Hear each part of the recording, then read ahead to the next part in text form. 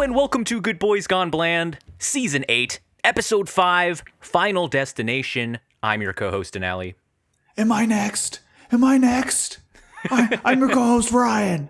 I'm your co-host, Chase, and you certainly are next because I'm not making it skip. Oh, man. I can't. What if I don't have the vision. I mean, you could have cut Ryan off before he announced himself and then saved Ryan from having to announce himself in the show. Oh. Is that how it works? This movie's crazy, guys. Yeah, that's the one thing. I finished it within the last 10 minutes, and we jumped literally right on the mic. So, like, the epilogue is fresh in my brain, and I have had zero time to dwell on, like, how the mechanics of this movie works. Yeah, Ryan, I think all three of us watched this movie same day, and I feel like we're just slipping into a sloppier and sloppier episode because I think more of us are watching it within the same hour of our podcast as the season progresses. I think we need to go live, baby. We need to do a riff while we're watching the movie is what I think. Riff tracks a movie. That's our final destination. Next season, it's going to be all live, baby. No cuts. I think that's a monumental undertaking. Because, like, if we want to have funny commentary, we're going to have to be talking over the movie playing in the background. Because we can't pause it. We can't just play the movie. Unless we can't even play most of the movie. We might not even get away with this at all. Because, guys, this is copyright. Our episodes are as long or longer than the movies we watch. Yeah, but I see it this way as like, you know, if we talk over something, we'll miss a critical detail, and then we're gonna have to rewind, you know. So I had to rewind in this movie anyways. I did too. And it'd be hard to fit the quizzes in. You probably have to do it during the boring parts and like the long intro. Maybe we can fit in a game show. I also had to rewind once because at the very end, I thought one of the other characters called someone Brian, and I was like, "There's nobody named Brian in this scene," and I rewound it, and he's like, "You were right, Brian." Did he say Brian? And I think maybe they changed the character's name after it was filmed. That was such a good take. You were right, Chris. No, we can't fucking keep the Brian take. God damn it. We're out of money.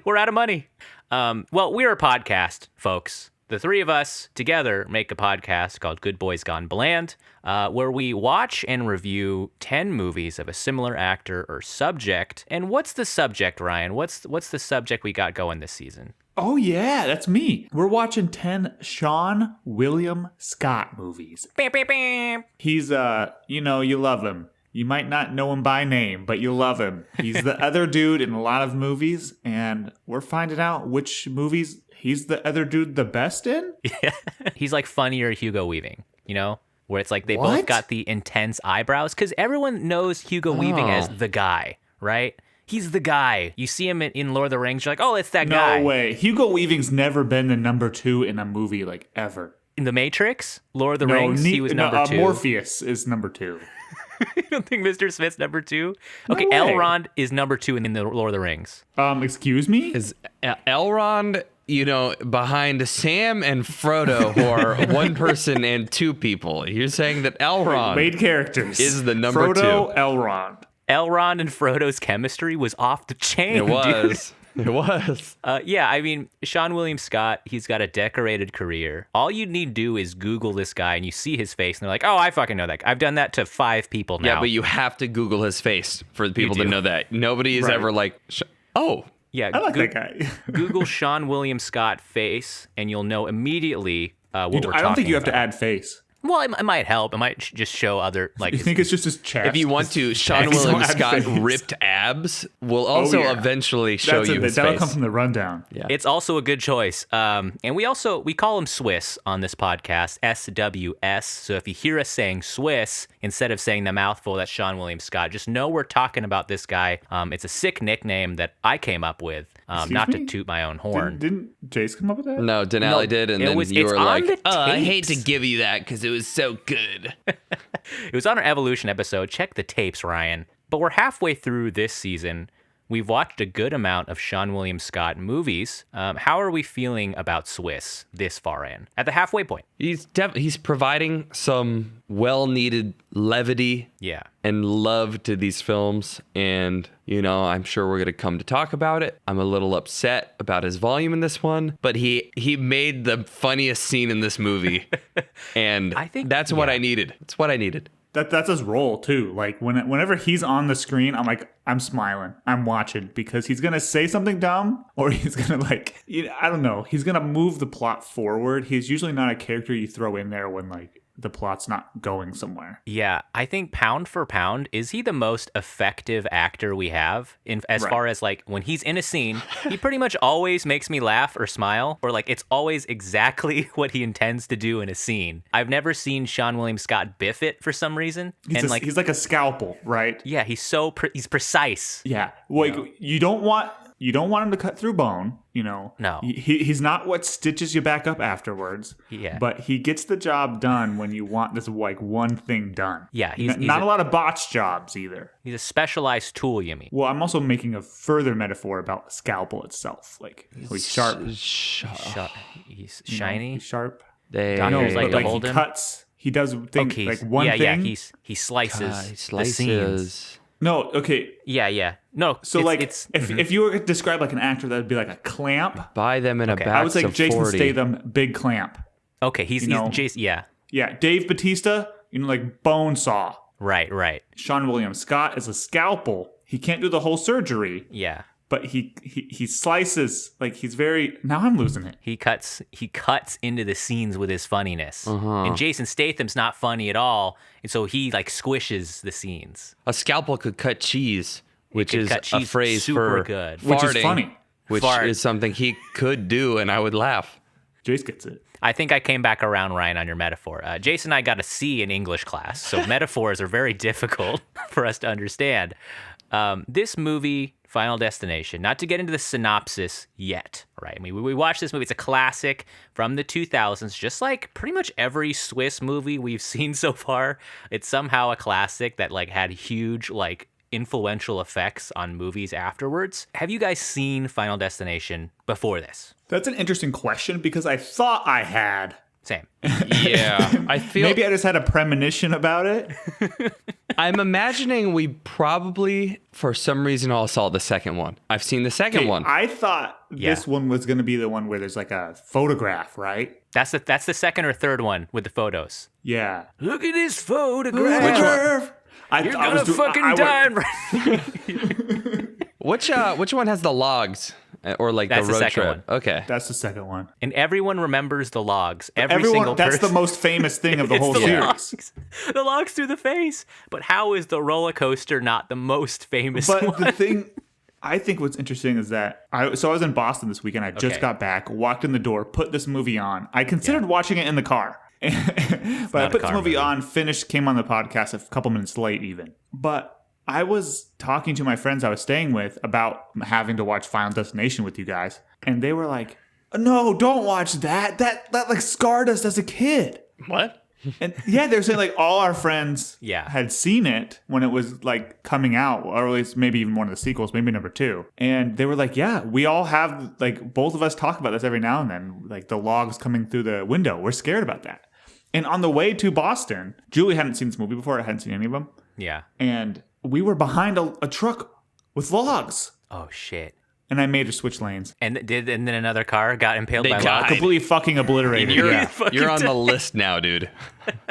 So, Denali, I want to just circle back to that. The reason that people aren't really afraid of the roller coaster thing, and they're afraid of the log thing, is that a roller coaster was designed by an engineer, but a sweaty dude that's been driving for 80 hours straight is in control of the logs. And, that's a good point. One of the things that's in the news right now, the train derailments. Oh, you're right. Yeah. So it could be just corporate negligence, once again. I think maybe I think this movie might be evidence against the fact that these recent deregulations are responsible for the train derailments. Because you think it's this kid instead? Did you notice 20 years ago when this movie was made? Yeah. That the train didn't stop after it hit a fucking car? They do not care about what's going on with the trains. They're just running them. This movie was an indictment on the transportation industry. We saw we saw a public bus hit a person in this movie. Twice. Didn't stop. Right? Didn't stop. The plane exploded. I mean, that's... I think we saw someone die in every type of transportation. What if this movie is completely explained by one person in this town who was like an engineer or something, or maybe the safety inspector, and they totally faked their credentials? Yeah.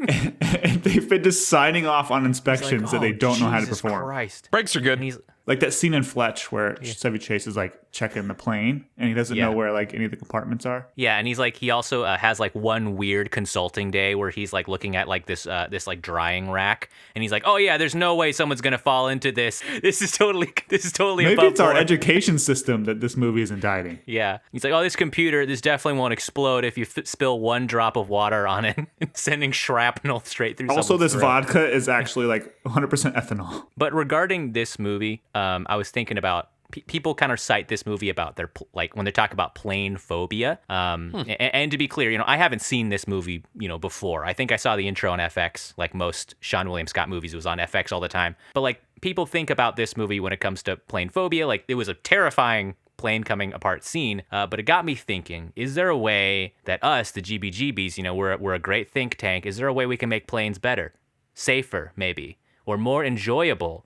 I don't know why planes don't have parachutes. Planes don't have parachutes. Like the plane itself, not the people. Yeah. The engine stop, starts falling out of the sky. Okay. Boom, parachutes up. Parachutes. Giant ones, size of a football field. Yeah. So the plane would float safely to the ground. Right. Or just put helicopter propellers on top.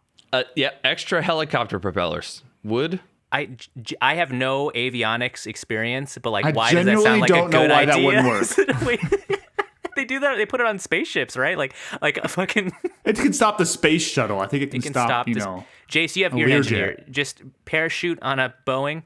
I'm gonna go ahead and guarantee that a Boeing.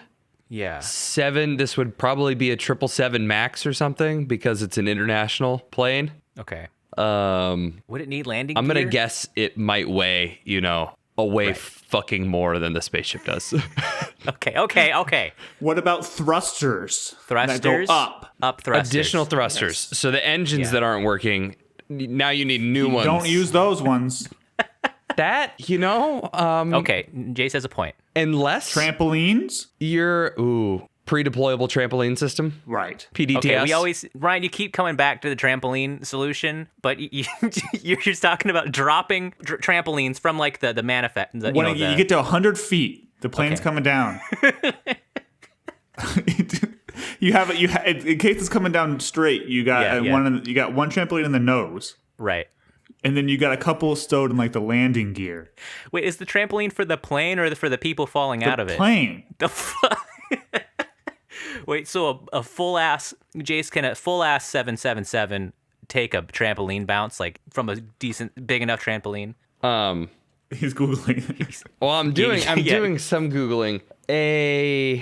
Can we ask ChatGPT? I feel like he knows a lot of stuff. The Orbiter Space Shuttle Fact Sheet. So there's this a blurb at the top of Google about the Space Shuttle Fact Sheet. Oh, that's got to be something completely different. This weighs 4.5 million pounds. Planes weigh 4.5 million pounds. Okay. There's so no way that's the space shuttle, an empty space shuttle, weighs 165,000 pounds, and a 777 maximum takeoff weight is 545,000 pounds. So that plane going to France weighs like 4 times as much as a space shuttle. So we get 5 parachutes. 5 parachutes. That's where I was going. Yes. You have to equally just you space them out. Yeah. So, okay, we got parachute, we got trampoline. Honestly, trampoline might be a good idea for NASA for landings. I was also thinking like ejection seats. You know how like Top Gun, they have ejection seats and the seat has a parachute that shoots out? Why don't we have 150 ejection seats? It would look pretty sick seeing everyone fire off from the plane like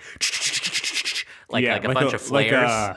Like in a space movie when they have to get to the pods.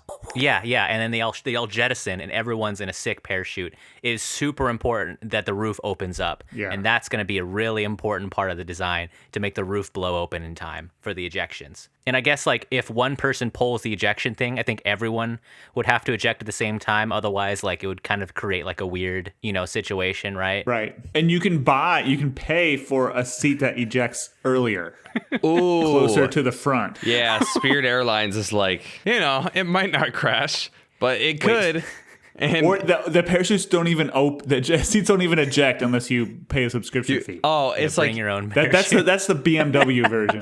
The fire bursts out and like the tap to pay thing on your card lights up on your seat. You're like, come on! Oh fuck! My hands are too sweaty. I can't hit it. Wait, so that's just you can pay half price for a seat without a parachute or an ejection seat. Right. Yeah. I think most people would pay. I think for they that. should also charge for the oxygen masks. Oxygen's not free. That's true. That's a commodity. It's a luxury. Commodity. Air's already got oxygen in it. You don't like it? You want pure stuff? Yeah. Okay. So another idea to make planes safer or more enjoyable. Maybe have it all be window seats. Windows on both sides. Making convertible. Yeah. Oh, convertible. Yeah. So everyone has oxygen masks. Pop the top. What? Whole flight. So everyone's just windows that open.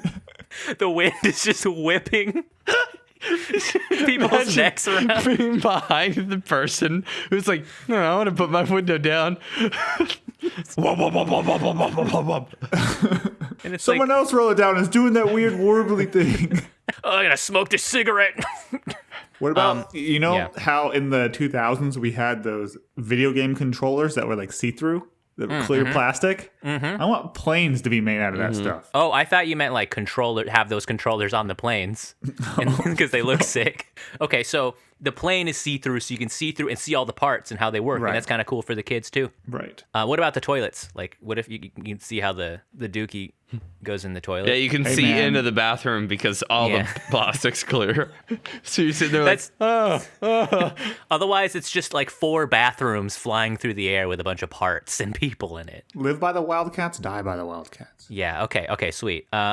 Maybe. Okay. Let's think. More bathrooms because I always feel like they're more occupied. So maybe let's have more bathrooms than seats on a plane. One bathroom per person. Yeah. Exactly. One bathroom per person. So have 150 bathrooms. I mean, you kind of could have that already. In the seat. If you're if you were willing to just piss yourself.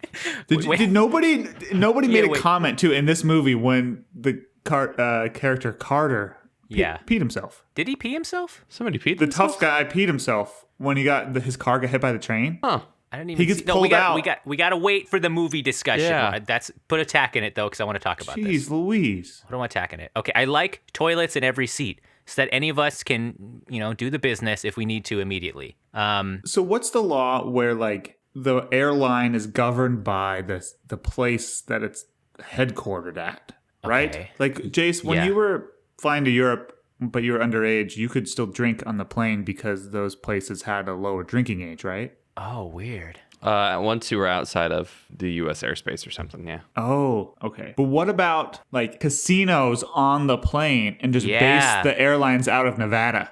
Out of Las Vegas, you can gamble on the planes, and instead of TVs, there's slot machines in front of you. Yes, exactly. That's where I was going.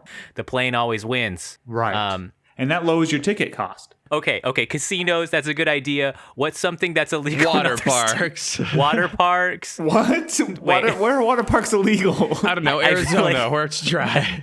I feel like they can't have. There's no water parks in Arizona. I know that in my bones. Maybe a sick water park on a plane. Water slide. A cruise. Yeah, a cruise, like a plane, like an air cruise. Okay, I have a question. Yeah. Does gravity technically get weaker, but like when you're further away from the Earth's surface? Oh yeah, like the R² rule, right? Yeah. They could put a Minutely, gym on the plane, and you could bust out your PRs. Oh yeah. Ooh. And then when they're landing, because the gravity's lower, you can really get a huge PR, and you wouldn't even have to do any like editing or Photoshop or anything for your videos. Yeah. That's a plane that could fake your lifting PRs. Yeah, it's just for power lifters.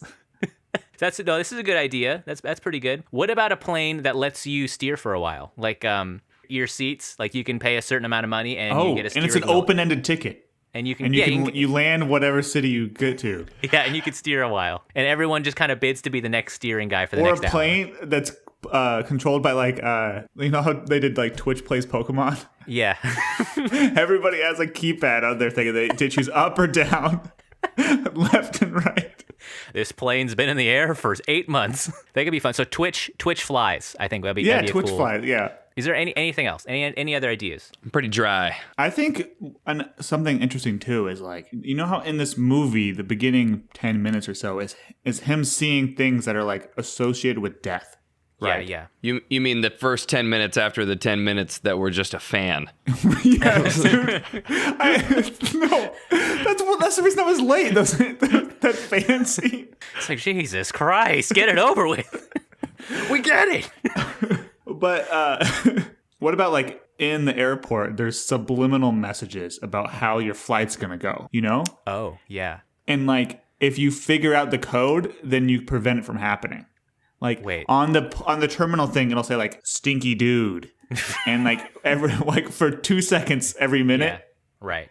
And you're like, what? And then you'll go by a shoe sign shop and you'll walk by it and they'll say like shoeless. And you'll do a double take and then they'll be back to shoe shine. So design an airport to send these subliminal messages to people, essentially, where it'll be like, oh, disgusting pretzels. And then you're trying to avoid it. And then you give them a prize. Yeah, it's like an escape room. Yeah. Oh, okay. Yeah. And if you figure it out by the time your plane leaves, by the time you're boarding, then it doesn't happen. Yes. Can you imagine getting on a flight where it's like a murder mystery escape room flight? And that it's would like be not, fun. It's not what you signed up for. Like maybe it's like, you're on like a business trip and you're just kind of like, fuck, I just want to get to work. And then you're on this murder mystery flight for 14 hours. That's a good idea. People would pay extra. I think so. So airlines, hit us up for these ideas. Just drop it in the chat. We own them. We own these ideas. We own the ideas. Good Boys Gone Bland Airlines. The other thing I was wondering for you guys too, like if we were stuck in a scenario like this, like it's no secret that Final Destination is about people dying in ridiculous ways. If we were on a list like this, like what would we do in this scenario? I thought the main character's idea in this movie was the worst idea possible. Go to a rusty old cabin? Yeah. Full of danger.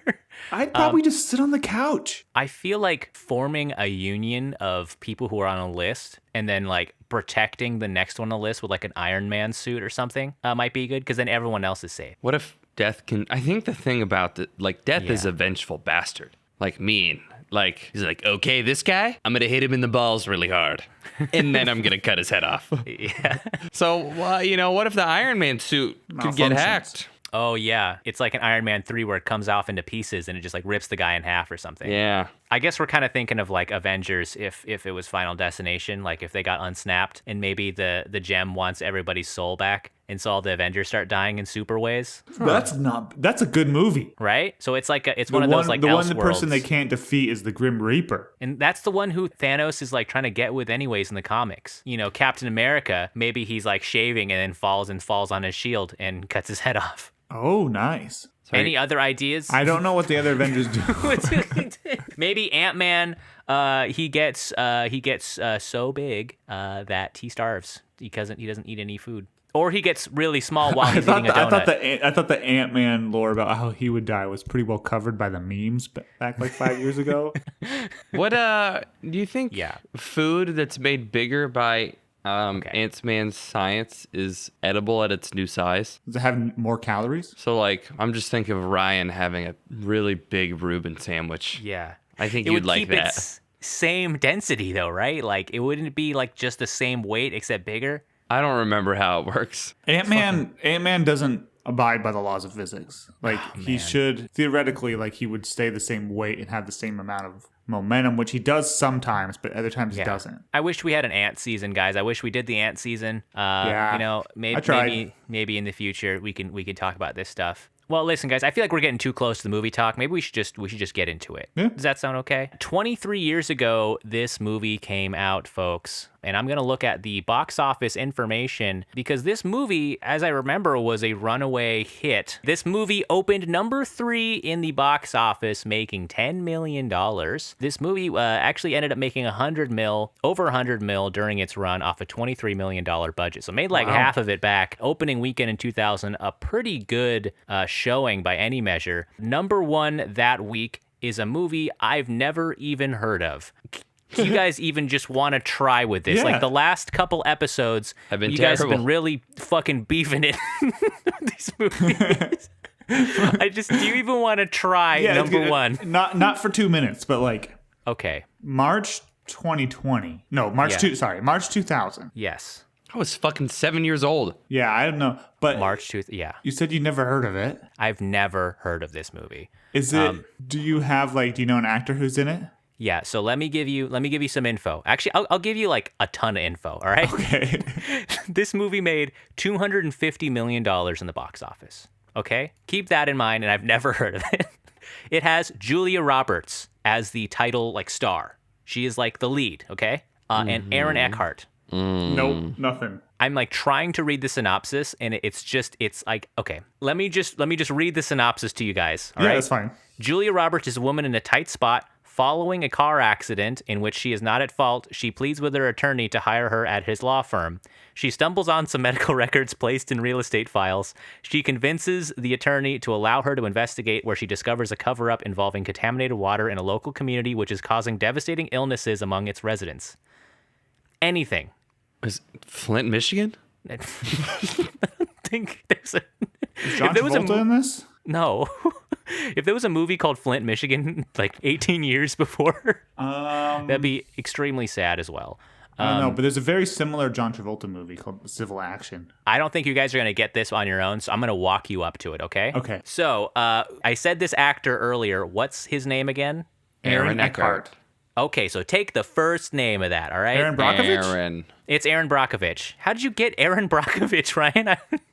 That's the movie. Aaron Brockovich is a real person. Yeah, so there was a movie, a biopic about Aaron Brockovich, and that was number one at the box office, March 17th, 2000. I don't know what the state of movies was like in 2000. This I was didn't know that post-Matrix. that was her start? What? Yeah, so I think it's about Aaron Brockovich, like it's about her life or something.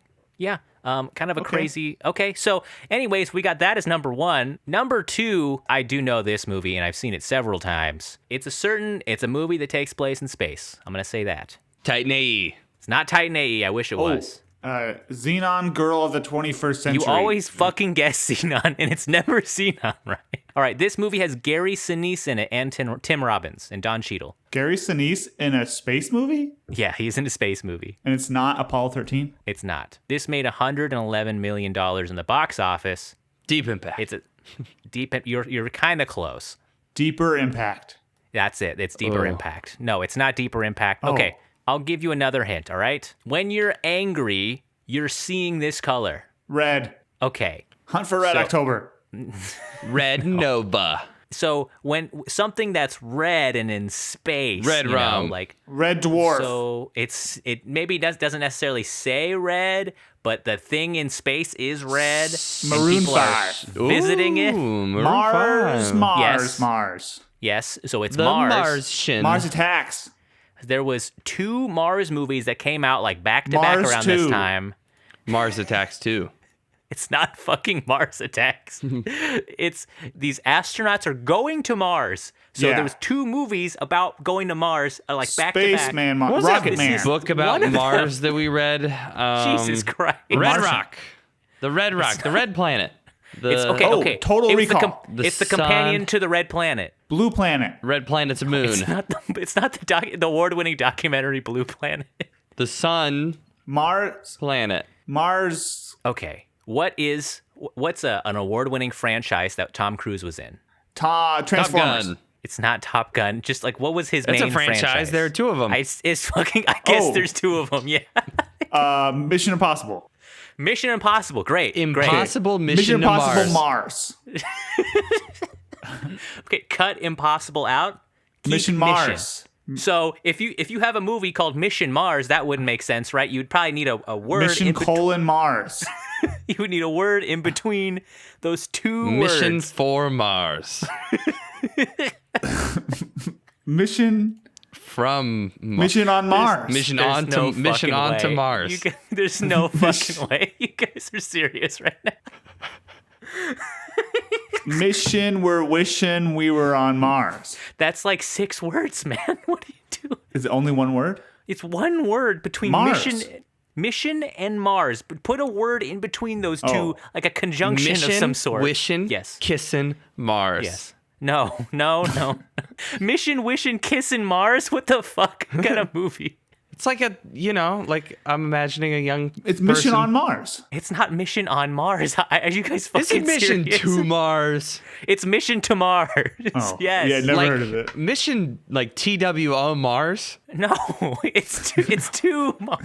Oh, TOO. Oh, okay, I get it. Mission to Mars. These are fucking idiots. Mission to Mars. Jace, you got it. I think this is the first time you got it before Ryan. Congratulations. It's the third was Final Destination. It was a slow ass weekend. I think for the year 2000. Because number 4, I'm not even gonna have you guys guess this. It's just Legend of Bagger Vance. No, but that's okay. It's a dog movie. Marley and Me. No, it's 2000. Unexpected Journey. You guys are not gonna get this. Okay, Homeward Live action or live action cartoon? It stars Frankie Muniz. No, 1953's Old Yeller was not it. It stars Frankie Muniz. Agent Cody Banks. Is he a dog? It's okay. All Agent right. Cody Barks. Yeah, it's Agent Cody Barks. That's what it is. It's a movie. Instead of running, maybe when you want to like jump over something, Slide. like it's Leap. What's another year. word when you're like holding arm in arm with someone and you're Skipping. like, skipping. So this would be kind of part of the title. Skip to Mars. You're nothing to do with Mars. Throw Mars out. Skipping. Skip. See, It's skip, fucking- run. It's fucking my dog Skip. I'm not even. You guys are not gonna get this. Oh. Have you guys seen this movie? Do you know this No. movie? I've heard about it. Okay. And folks at home, if you knew any of these movies, I'm so sorry.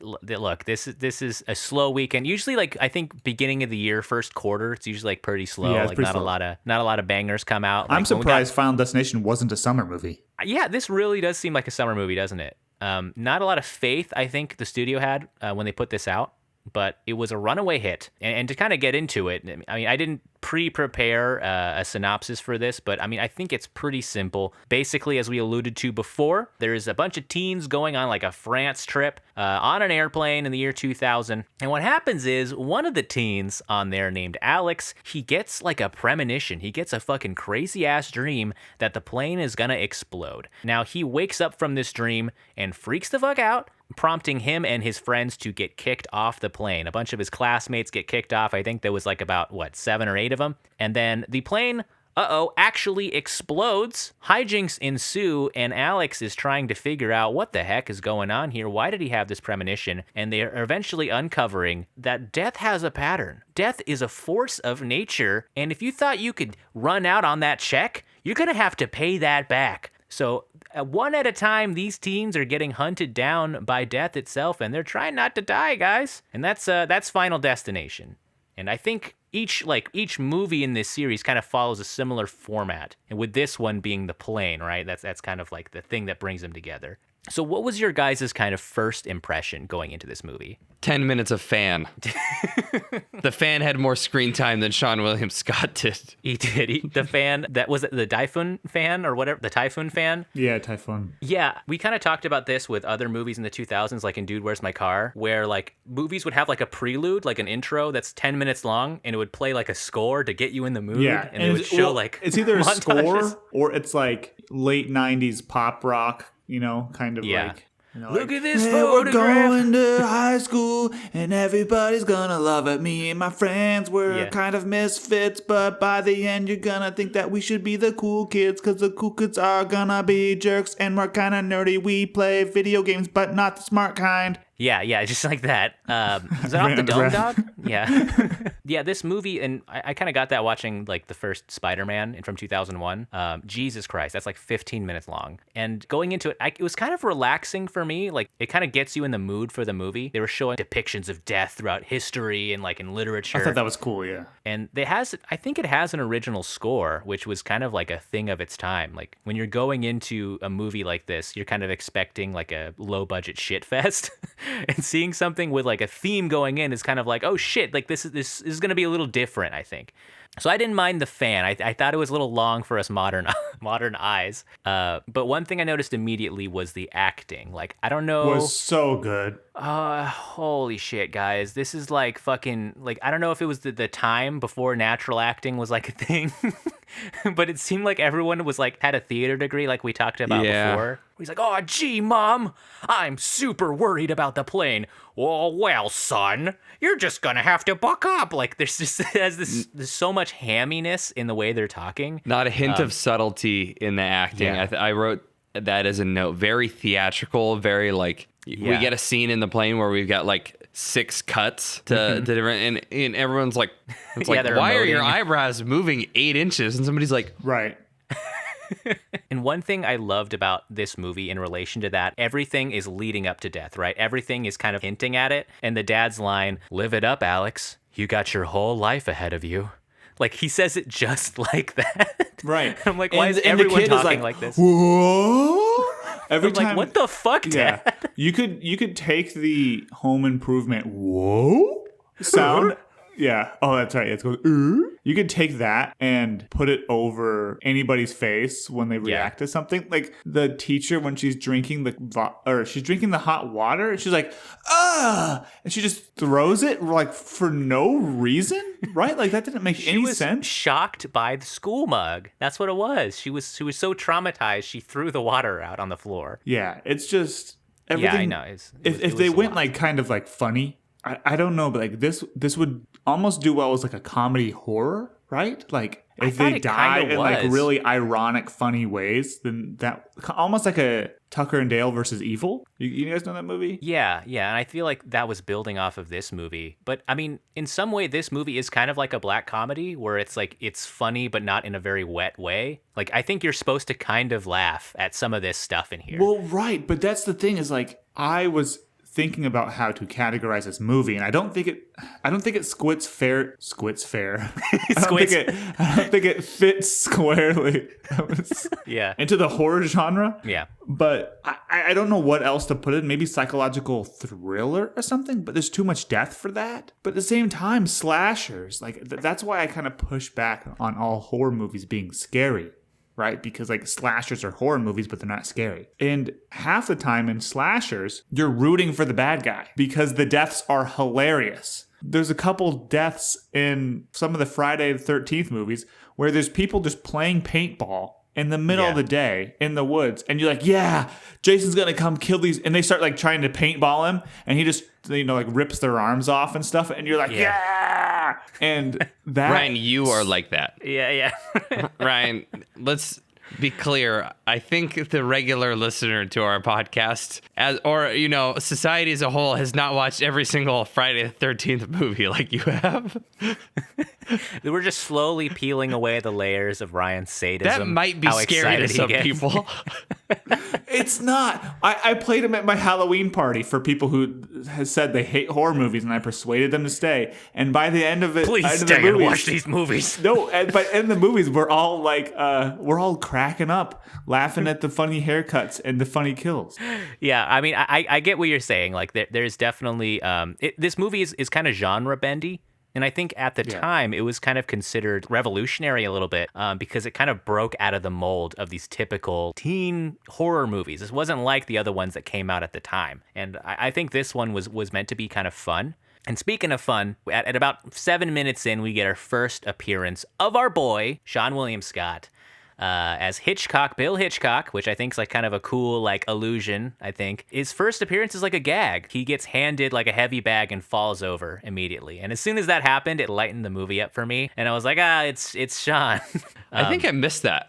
I didn't realize it was him. I have written down, I think, that the first time I noticed him was coming onto the plane in the hockey jersey, and the subsequent "My Whoppers" scene that kind of goes on. Seeing him eat Whoppers like by the handful, and then watching him spill on the floor was the funniest thing in the movie. And they're just like rolling, and they zoomed in on them rolling around. You're like, oh no!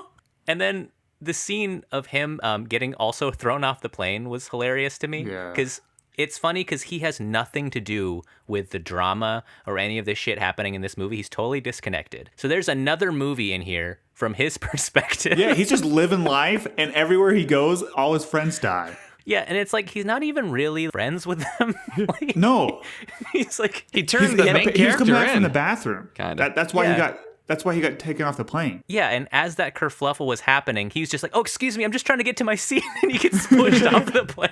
And he's like, "Oh, guys, I wasn't part of this." I was also expecting. I don't know if you guys saw this. I was expecting someone to like slip on the Whoppers. Yeah, I thought so too. And I thought like the hit their Whoppers head on the ground.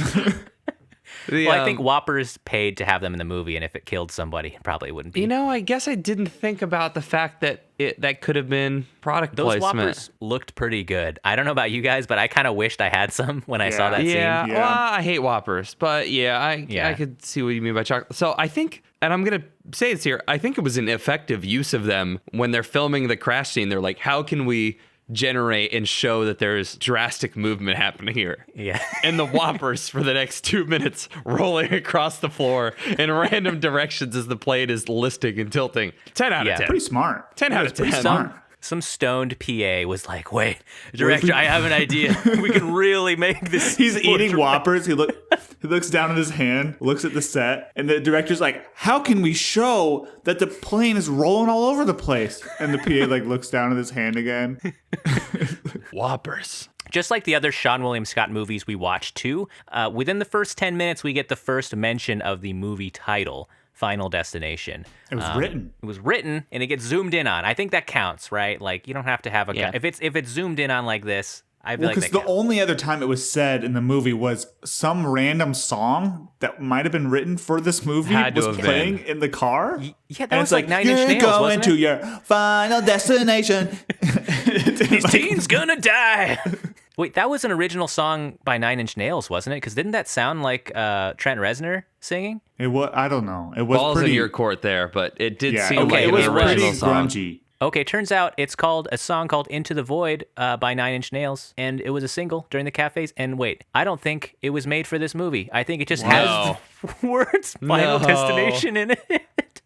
It sounded really placed. It was recorded in 1999. I'm looking through the Wikipedia article right now, and there is not a single mention of this movie. What? I'm gonna go on Genius. Someone was listening and they were like, "Oh shit, this is gonna be fucking crazy. The director's gonna be so psyched." What's the title? Into the Void by Nine Inch Nails. So, you know, on the mention of music, can I get some like big ups and some sorries to like John Denver's family who died brutally in like a plane crash? And then they're like, anytime somebody's gonna die in this movie, they're like, West Virginia, Blues Mountain.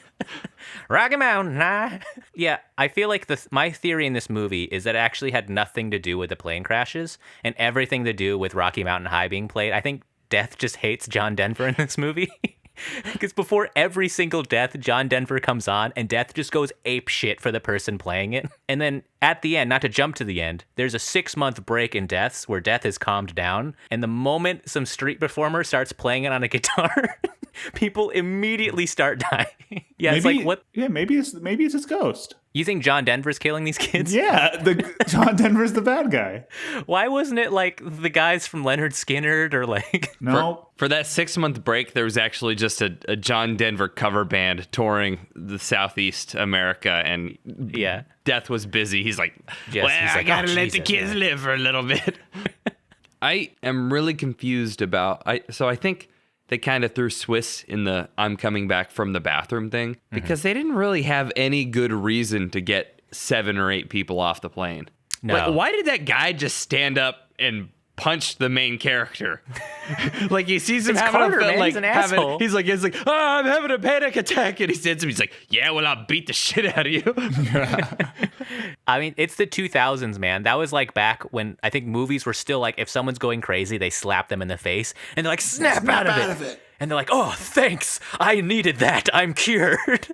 And I feel You're like being hysterical. Yeah. Oh, okay. Also, Alex's friend, that dude was actually like a good dude. Like he was really supportive. He like supported him. Yeah, in his anxiety attack. He was like, hey, I called your parents, man. It's all good. And immediately throws hands with Carter as soon as Carter stands up. Like he immediately goes to fight him. Like Todd was a real one the whole time. Yeah, Todd was a bro. And honestly, I was sad that he was one of the first deaths in this movie because I kind of wanted Alex to reconcile with Todd. Well, I think the problem was that he was filling part of the same role that Swiss was filling.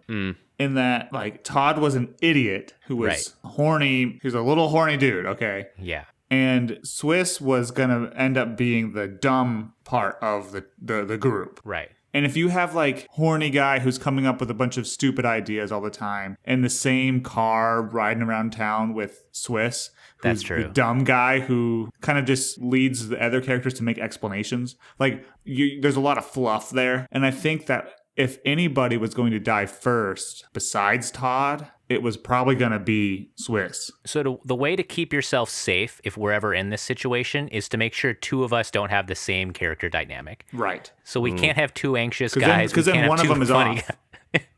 Otherwise, like the funnier one is going to be the one who lives, right? So Seann was the funnier one. They had to kill Todd. It's unfortunate. One thing I wanted to mention too in this movie, underreactions by people, I feel, after seeing something fucking insane. Oh my God, right? The freaking bus scene? The bus scene? Me and Julie reacted more than the characters. They're like, oh, damn, that's crazy. And then it's cut to Alex just drinking a Sprite right after she gets hit with the bus, watching TV. They're covered in blood.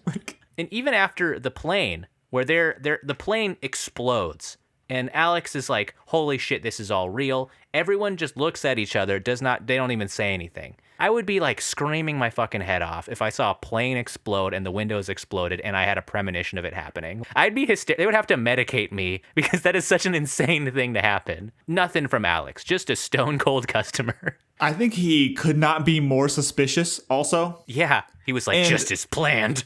Yeah, and like, let's be real clear. If this happened 1 year later, then they would all been thrown in Guantanamo and would still be We're there. not even going to investigate, to be entirely honest with you. You're I don't know if John Denver's ghost can get into Guantanamo, but, there's not a lot of ways for you to, like, come into contact with like accidents there. Yeah, like it's weird that we have a plane movie like this and an FBI investigation, just a year before 9/11. It adds like a really weird layer to this, and I feel like this movie post 9/11 would also maybe have a different dynamic. I feel like Homeland Security would be fucking locking up Alex, not letting him just walk around and sort of suspiciously kill all his friends. Right. And however, remember the movie Passengers that we watched? Yeah. With Anne Hathaway? Not the one with Jennifer Lawrence and Chris Pratt. Right. That was a post 9/11 plane movie. And that was just like, oh, you're sad now? Me too. Granted, they were all dead the whole time. So, wow, spoilers. Spoilers for that shitty movie. Yeah, don't go listen to our episode now. It's spoiled. I mean, maybe download it still. It's a good episode. Oh, yeah. It's pretty funny. This movie's also like an OCD nightmare. I feel like the numbers, the phrases, coincidences. It's how it must feel, right? Like for someone who actually has like clinical OCD, it's how it must actually feel. Yeah, like I have like mild OCD compulsions where I feel like I need to kind of do things to like undo things or to make it not happen. And I was getting like the itch watching this, like having people say certain things and then you watch around and see if something's gonna kill you and certain things happen in a certain way. It's like, oh fuck. I feel like this could induce that state in some kids if you watch it at an early age. Imagine if I watched this instead of Signs. Instead of Signs, you wouldn't be so afraid of corn. See, I think the thing, I just want to the point there, I think Signs as an adult is, probably still a scary movie. This movie's not, I didn't think it was scary at all. No, I thought it was going to be way kind of worse. Blasé. It was like, oh, okay. I thought it was going to be legitimately like unsettling. Yeah, I found the deaths to be like, holy shit, but really it was just entertaining to me. Yeah, I wasn't like scared, I wasn't like, holy fuck, I wasn't anxious watching this movie.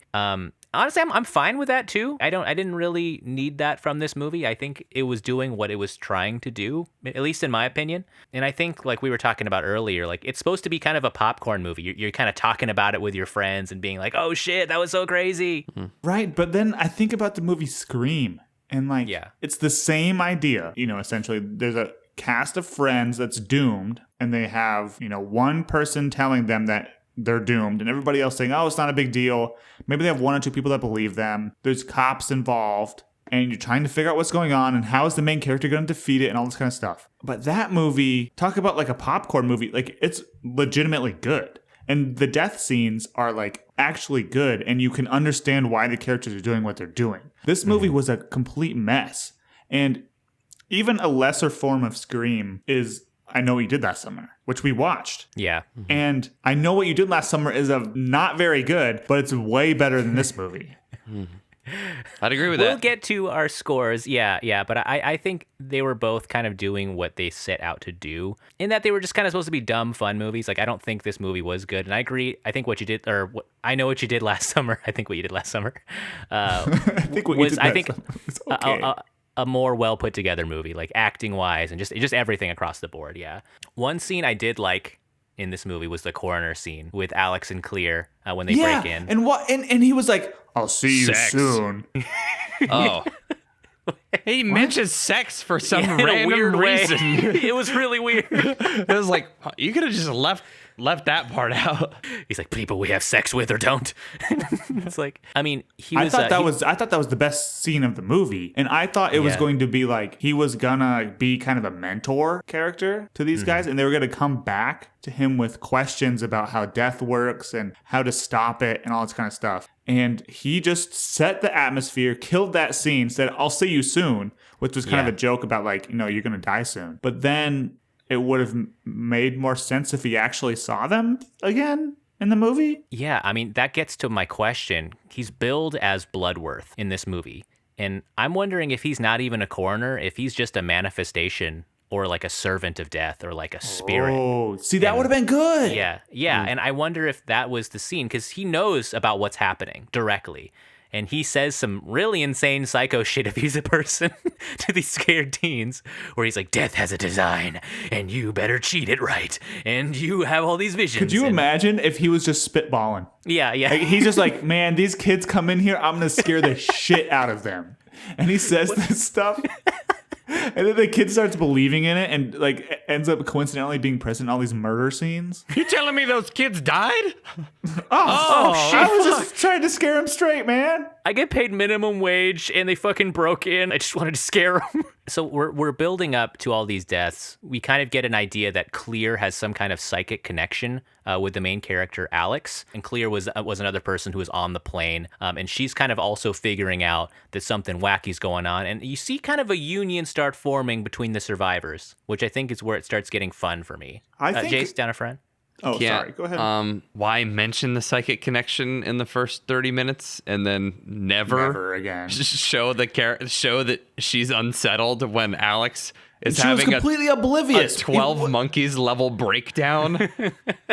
like she was completely oblivious when she was the target, and he knew that and was trying to save her. Yeah, but I think in the Brian cut, I think it was explained, and maybe this one, maybe it was. Another thing too is like, I thought they had some history, like, because she said this weird line, 40 years of high school, and you don't say a word to me. And I was like, they knew each other in like growing up and in middle school. And then later she has to explain that her parents are dead. Well, that was the point of, in that same speech, she says, 4 years you never talked to me, and somehow I have this deep connection to you, like that I know what you're feeling. Right. I think if she said, instead of like somehow, she said, I still, like that would have opened up a whole different layer to the character.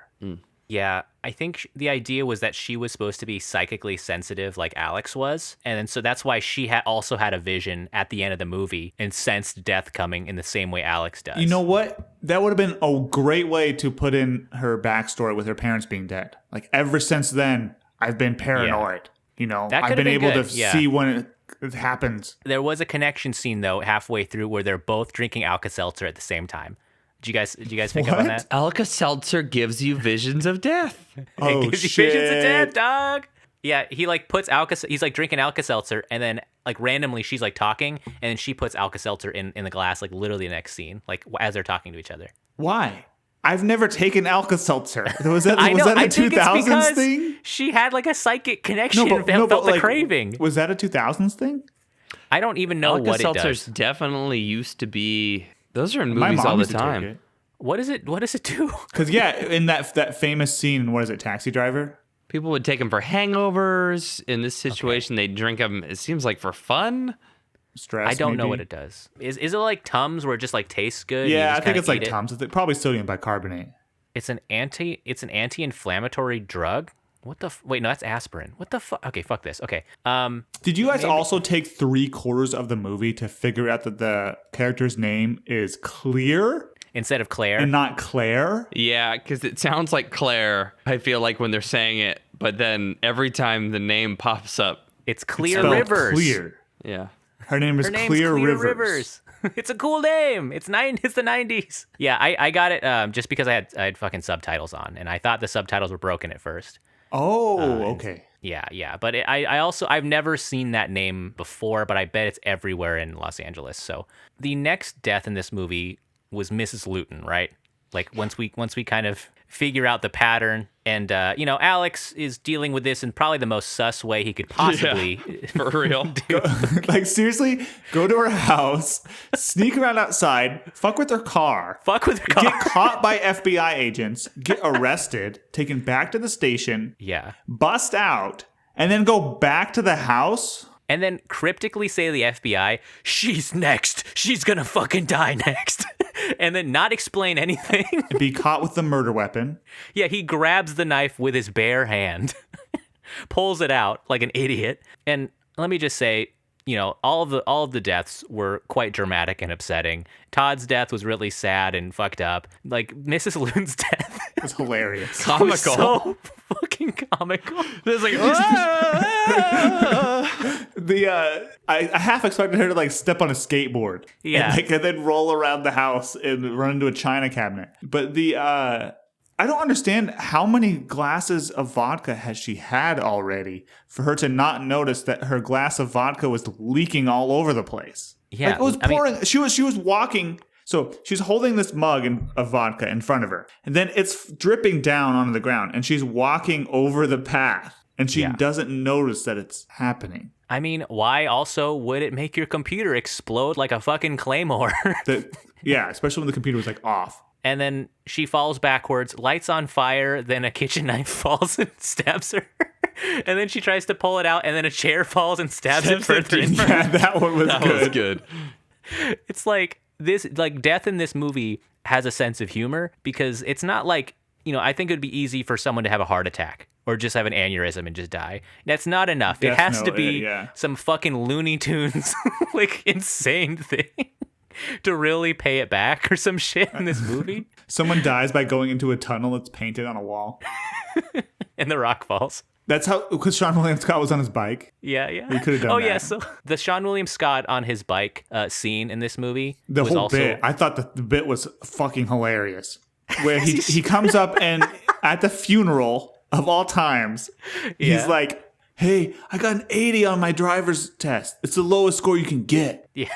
But he was like happy. And then apparently he failed. Of course, right? So he has to ride his bike everywhere. So every time you see Seann William Scott, he's like getting hit by a car on his bike. And then he gets in the kind of the bad guy, like the bad boy character. He gets in that car and then is giving him like driving tips and stuff. That was so funny. Yeah, his character was hilarious, and just like a good Seann, role, he's reacting so much to these things. And him driving by Miss Newton's house or like on his bicycle, and he's like, "Oh, hey, Alex," and the house explodes and knocks him off his bike. I don't think he stayed on his bike in any scene he was in his bike. Like, right? Like somehow he got knocked off his bike every single time. Yeah. I really want to see Final Destination Hitchcock story. And it's just like him living his life and just like stumbling into all of these scenes where things are exploding and trains are hitting things. He's just trying to like fucking go back to school. And the exact like the should I ask out Cindy Taylor? It's like, I'm not a psychic. Like, but should I? Is she going to say no? Okay. And then his line, he's like, please tell me I'm going to see the Jets win the Super Bowl. And they still haven't. Yeah, they still haven't. Ooh. Like all of his lines in this movie, I think one for one was really funny. He's like, I fucking hated French class. And then that builds up to the next death, or I guess his, because we think it's going to be Carter's death. Man. Ryan, you mentioned, Yeah, that was a crazy scene. Metal frisbee head sawn in half. I wish it had less build up, right? Like, because I saw what was coming. Same. And I saw what was coming about 5 different times. And I wish maybe like just leave some breadcrumbs. Maybe you don't know who that flying piece of metal is going to kill, but like it was pretty obvious. Why is he getting closer to the train? Right, he starts walking towards the train. Yeah, it doesn't make any sense. And that's I think my main problem of this movie is like it made everything so obvious, and it was pretty clear when things were a red herring and when they were actually going to be the thing that killed them, right? And that's the fun thing about slashers is like, okay, you have this person and they're in a barn and there's a bunch of rusty equipment, right? And they, turn around the corner. Oh no, they're scared by a rake. Well, it's obvious the rake's not going to kill them. It's not the serial killer. And then eventually they turn the corner and oh no, Leatherface is there. But in this movie, it's like equally plausible that the rake is the serial killer. So they have to make it obvious that it's not going to hurt the person in a different way than just like a visual reveal of what's actually there. And I thought the way they did that was like beating you over the head by the first thing in the scene never kills anybody. It's always the thing at the end that they think you're not going to see coming. And it just gets, by the end, it just gets really boring. Even the final scene, the last kill of the movie in the epilogue, like you see, it's telegraphed. Yeah. Yeah. As soon as they showed the marquee, like above the cafe, I was like, oh, yeah. I said to Julie, someone's getting crushed by that marquee. Right. Yeah, it is telegraphed, but I think for me, it kind of made it a little fun in that, or I was just like, okay, like I know this is gonna fuck someone up, and I just want to see how it happens for me. But also that scene with Carter was interesting because they're all in the car, and Carter, he starts having like a breakdown where he's trying to crash the car with all of them in it because he's like he can't stand like waiting for his turn on the list or some shit. And they convince him not to, and it switches to Billy, and that's when they kind of figure out that you can skip over people. If you prevent their deaths. So Carter's death was prevented from the train because Alex saved him. Then Billy died. And that's when they kind of figured out like, oh shit, we can just fucking skip our deaths. Which leads to like another funny scene for me was Alex in the cabin just trying to death proof everything, like putting corks over every nail. What's crazy is like what if something happens where like a Rube Goldberg death thing, like a fishing rod falls over and almost sends a knife through his head. And he's like, oh, not this time, tetanus. But then like it wasn't his turn to die. So that means that just happened like by itself. That's a good point. Because it turns out Alex wasn't next on the list. It was clear. So that Rube Goldberg shit, that was just his fault. It was just like how he laid out his cabin. And I don't understand why, like, in that scene, the fishing rod falls over, it knocks, the hook catches the door handle, the door opens, that somehow sends a knife flying from behind the door. Yeah. It sticks through the door, this giant knife. Mm-hmm. And then he's like, whoa. And then he bends down and picks up a fish hook that's not attached to anything and was not related at all in this scene. Yeah. And he's like, you almost got me, rusty fish hook. No, you moron. This is why you always die. Like, everywhere you go, you guys, because you don't realize that the things that are going to kill you are going to kill you. That it was the knife. The knife was the thing that was going to kill you, not the fish hook. The fish hook was the thing that opened the door. Maybe he would have dodged the knife and then in the dodge fell on the fish hook and then got tetanus like a month later. Yeah, and that's what I thought too. Like, he's like, tetanus. Not today. It's like, yeah, tetanus doesn't kill you today. Like, that's not how any of these deaths have happened. Like, what makes you think that death is like giving people medical conditions right now? Yeah, like this death is like not one of those ones who wants to just watch someone like die slowly. They want something hilarious. He's kind of merciful. Yeah, Do you think that lady was just super tough, and that's why he had to like explode her and stab her and explode her again? He was like, "Oh shit, she's like Rasputin." Yeah, he's like, "Okay, now the knives. Now pull on this rag, and the knives will fall." You think that the good prequel will be Rasputin going through this, and then it's where he was that's why he stumbles around in the forest for like 3 days. Yeah, and that's like, God damn, this fucking guy is crazy. I really thought Carter was next because his line, "I'm never gonna die," I thought was like a huge telegraph that he was instantly gonna die. But yeah, like I would watch 10 episodes of a Netflix show of just a guy in a cabin fighting death in a 1v1 puzzle competition, just like trying to just outsmart him in that situation. Like I really liked that sequence. I read that this was supposed to be a single episode of X-Files. All right. The movie. But I mean, I've never watched X-Files, so That would be dope. Fox would get it. Well, the ending of this movie, we should say, is the clear scene, which I think the most insane chain reaction we've seen so far. It's the stupidest thing I've ever seen in my life. It's like someone was looking around in a garage and was like, okay, how can we like fucking the rail thing from the garage is going to stop the car and these power lines are going to come out. It was literally insane. And then Jace, did you catch the mistaken physics explanation when the power line was on the car? He runs up and he's like, don't get out. You're grounded by the tires. I do recall that. Wouldn't that be insulated? Yeah, exactly. It's the fact that you're not grounded is the reason you're not dead. That's a good point, Ryan. Stepping with 1 foot out would ground you, and then you would be the conduit. Yeah. Zap. He's also like 17. Those guys are idiots anyways. Probably didn't even pass physics class. He's standing next to the wire too. Yeah, and then he just grabs it, and like it burns his hands. Yeah, and he dies. But he gets CPR back to life. Julie noticed the fake CPR, and I just did my CPR training last week. Oh yeah, and that was fake AF. They pushed on his chest, and his head recoiled. His head came up. Maybe he was a dummy. So, Alex sacrifices himself to save Clear in this. In kind of a logically questionable way. I wasn't sure if it was like gonna work, but he was like, "Oh, I'm gonna make it skip you and go straight to me, and you're gonna live." And then he like jumps on the power line or whatever, and he gets resuscitated, and he actually doesn't die, and Clear lives. Cut to the epilogue that we were talking about earlier, and they're in France drinking beers. The three survivors, Carter, Alex, and Clear. Wait, when Alex shows up like as the third person getting off the plane, like I didn't even know that was Alex. He looked so different. Yeah, like he was like, "Hey guys, let's go to Paris," and I was like, "Who the fuck is that?" He didn't look like a 40-year-old man. No, it was a character redesign. That was Brian. Yeah, it's Brian. That's Brian who was cut out. I was a little confused by that, but then at the end, literally Carter is like, "Man, I can't believe we all made it 6 months later. Here we are in Paris, France, drinking beers, and we're all gonna be fine." Me, Carter, you, Alex, you, Clear. We were all friends. Remember earlier in the movie? When we weren't, and now we are, and nothing's gonna touch us. Except,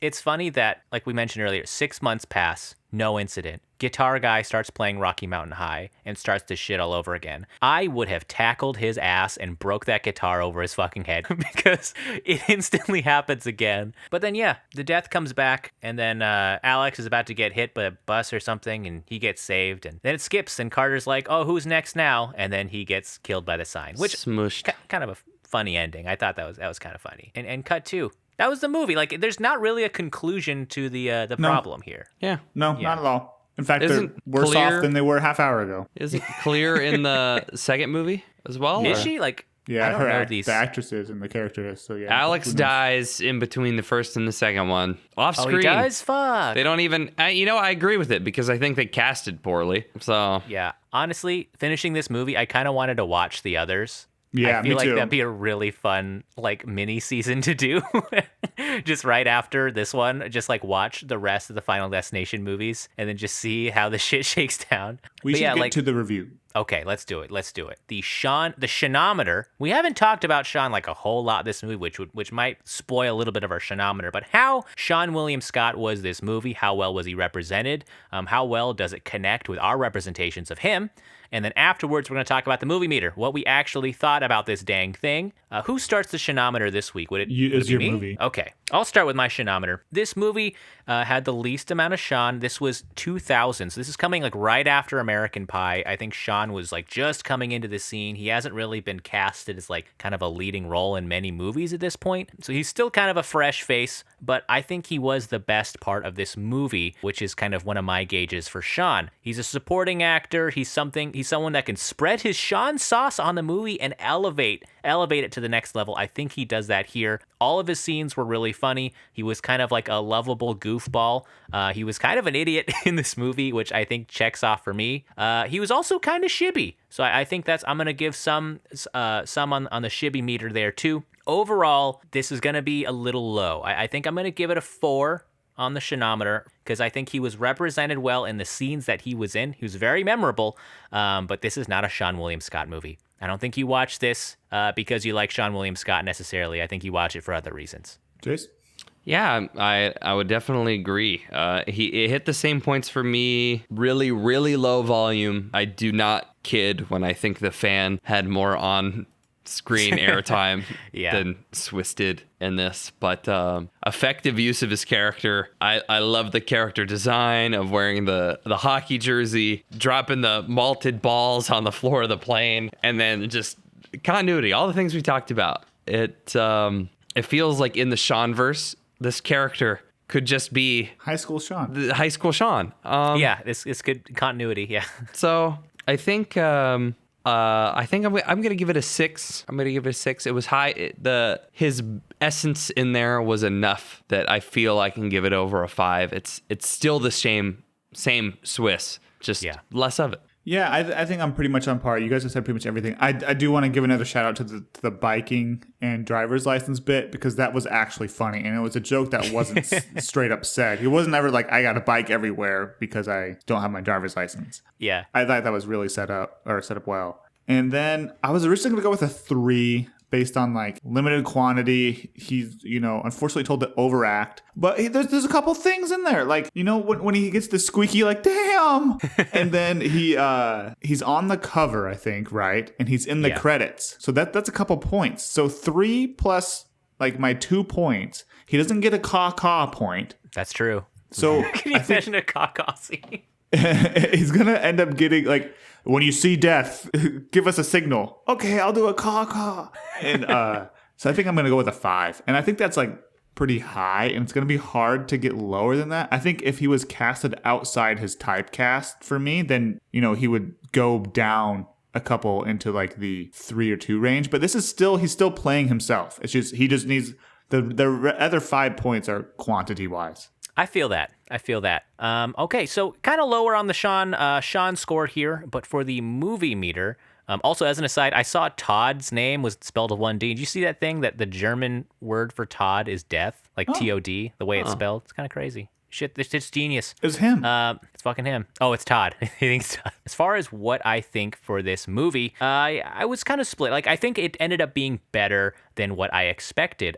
Going into this, I was kind of dreading it. I was like, okay, I know this is a classic, but it's a 2000s horror movie. It's not really my thing. Is this going to be just like a shit show that's going to be kind of disturbing for me? But I kind of found it like a fun, light watch, actually. The logic was very kind of light and sort of dumb. Like, it wasn't a movie where you're supposed to like think very hard about it. But I was kind of along for the ride. There was a sense of world building with how death works, and there was a sense of mysticism. And I liked the aspect that there isn't really something coming after you. It's like this force of nature, and the way that it was depicted was kind of unique. I think the dynamic between the characters was kind of fun. It was very moody. I liked the 2000s 90s fashion and the vibes in this movie. I think it's a really fun time capsule, but I don't think it's like a good quality like product. You're not watching this thing to like really observe film or whatever the fuck we do. So for that reason, I think I'm gonna give it a 7, because I think it accomplishes some of what it set out to do, which is entertain. I sat my ass in front of this movie, and I think I was entertained for 90 minutes. I think it was pretty tight. I don't think I was really bored throughout this movie, which says a lot. Oh God, have mercy.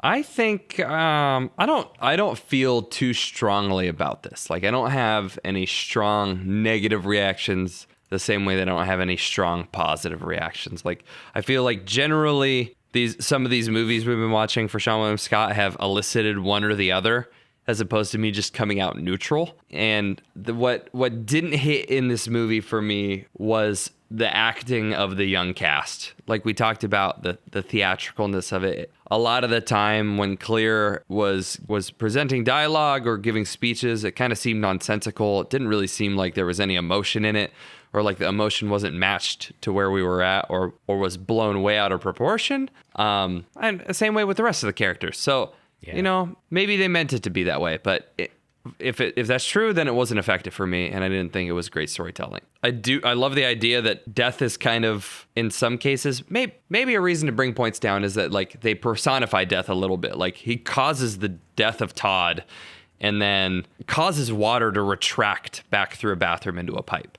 But then we don't see any of the other deaths really like enforced in that way. So you know, that's similar to some of the things we talked about in the review, where it's like they kind of set themselves up for me to have an expectation of what was going to happen in the film, for it to be thrown away or to not be touched upon again. But yeah, I don't think it was like super. I think I'm going to go straight down the middle as a 5, almost a 6. Didn't love it though.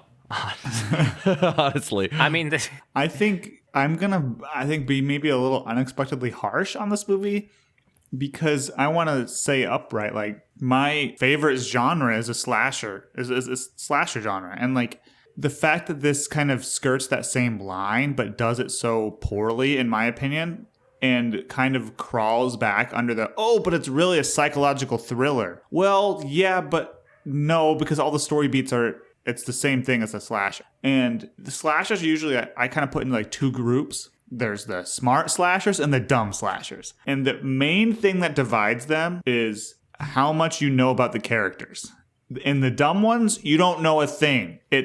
They show up to camp and they get chopped in half by Jason. Right. In the smart ones, it's like Scream and I Know What You Did That Summer, where there's full character backgrounds, and they have there's a whole town that has a story and a personality and stuff, and you learn the history of the characters and everything like that, and why that death is after them. But this movie, the only time it really tried to do that was with Clear, when she said my parents died 10 years ago, whatever. And that speech was spoofed 20 years before this movie came out in Gremlins. Gremlins had this spoof scene where the character goes on and on and on and on about how her dad died playing Santa, getting stuck in the chimney, and so she hates Christmas. And then like it's nobody ever mentions it again. But it's on purpose. And in this movie, we're supposed to like take the same speech and make it somehow be the only part of this character background and have it turn it from a dumb movie into a smart movie. I think if you do less work,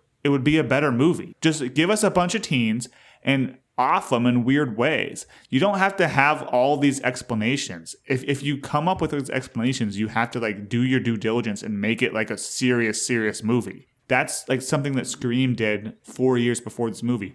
I Know What You Did That Summer. Didn't that come out in 1999? Like, this is the third one of these, but it's trying to capitalize on that phenomenon without fully understanding it. And for that reason, I'm going to dock it way low, because I didn't have a fun time watching it. The whole time I thought I would rather be watching Scream. And so I'm going to give it a 2. And probably because my expectations were so high. I wanted to like this, and I remember the other movies kind of at least giving me some shock value. And the only ones I liked Seann William Scott's death itself, not the lead up, and I liked the bus lead up, but not the death. And so it's like they kind of almost have it, but they didn't do it right in any circumstance. So yeah, I'll give it a 2. Damn, a 2. Ryan, I thought this was going to be a slam dunk for you. Like, finishing this movie, I was like, Ryan might give it a 10. Like, I thought this was like a surefire Ryan movie. No, you can't come in with that like Scream knockoff. Well, all right. Well, you heard it here first, folks. But Final Destination, not really a Seann movie. Is it a Seann movie? Is it a good movie? You guys let us know what you think now that you heard us talk about what we think. But with that, we digested Final Destination, and now it's time for a new Seann movie. What are we going to hit next week? Jace, I believe it's your pick this week? Yeah, I think coming into episode 6... You know, I'm concerned because I think about what movie that I want to pitch, and then sometimes I look back at the list, and then I'm like, man, it would just be so funny to pivot. And then, you know, we do 10 episodes, so then sometimes we miss movies that I really want to watch. I think that probably happens for all of us. So, like, right now, I want to watch either Goon or Role Models. 2 Seann William Scott movies that are, like, both comedies, both R-rated, really funny, quite a bit different. Late career, too, a lot different than what we've been watching. But then I'm just like, you know, he's got the movie Just Before I Go that has a 9% on Rotten Tomatoes. Oh my God. No. You know, and then he's got a movie called Stark Raving Mad that's also R-rated crime comedy. Oh my God. 6.2 on IMDb, but a 20% on Rotten Tomatoes. And like, you know, those are like calling to me right now. Like I can watch a known quantity. I can rewatch Role Models with him and Paul Rudd hamming it up and enjoy it so much. Or I can just fuck us, you know? And I think we should have a guest next week. And I think if we're going to have a guest, we should make them watch something terrible. This is an opportunity because you're not going to watch any of these movies on your own. And, as a note, I'm looking at Stark Raving Mad. This is during his hot streak. We're looking at 2002. This is during the great Seann Run. I was trying to get outside of that. I wanted to. Outside of the Seann Run. And I don't think we can. I think we have to watch Stark Raving Mad. Is he the main actor? Which He's number one. I've never even heard of this movie. I've never heard of this. Yo, it made $54,000 in the box office. Dude, the movie Just Before I Leave made only $10,000 in the box office. What Guys, the fuck? The thing is, like, there's a couple really terrible movies I want to watch too, but if we don't start watching the good Seann movies, we're not going to be able to. Look, this is episode 6. We'll have, 4 more episodes to watch. We can watch The Goons, we can watch The Role Models, but we're in mid-season right now. And usually mid-season, that's when we start digging a little bit, all right? And we're like, let's see how much we can stretch this season and see how far we can go. All right, let's do it. Okay, so Stark Raving Mad, because Balls Out would be funny too. I know. We might have to do an 11th episode because this guy's got so much good shit. We have his 3 biggest movies. Well, I think his 4 biggest movies we haven't watched yet. Oh my God. Okay. We're dancing around it. We're all just trying not to be the one who suggests American Pie. Stark Raving Mad. Let's do it next week. We're gonna be probably one of 12 people who've seen this movie. I think it's on Tubi, maybe. But folks, if you want to watch along, give it a try and DM us if you're having issues. Or found a way to watch this movie legally because we're an above board podcast. Okay, it also has the same title as a TV show. TV show with Tony Shalhoub and Neil Patrick Harris. Thank you guys for joining us this week and every week. Do not forget to subscribe and write us a review. Physically type one, please. I would love a freshie. Okay, we actually got a fresh 5-star recently. All right, I noticed. Thank you to the anonymous 5-star. But if you can type us physically one, Apple goes crazy for that, and so do we. Give me those yummy reviews, please. And with that, do you guys want to leave our audience with a Seannism? Oh, sure. Go ahead, Denali. This was your movie. We can popcorn a Seannism. Okay. Let me think of a Seann. I'm gonna try to channel this movie. Mm-hmm. Remember, Whoppers. Go. Quack. You say quack with a Q? Yeah. Towards. Weird. Ass. John. Wick. Sequels. Denver. God damn it. Oh. You said John. I always thought Wick was on my mind. Remember that, folks. Remember that. Don't ever forget it. See John Wick in theaters now. I think the ghost of John Wick haunting you is way scarier than the ghost of John Denver. That could be. Oh.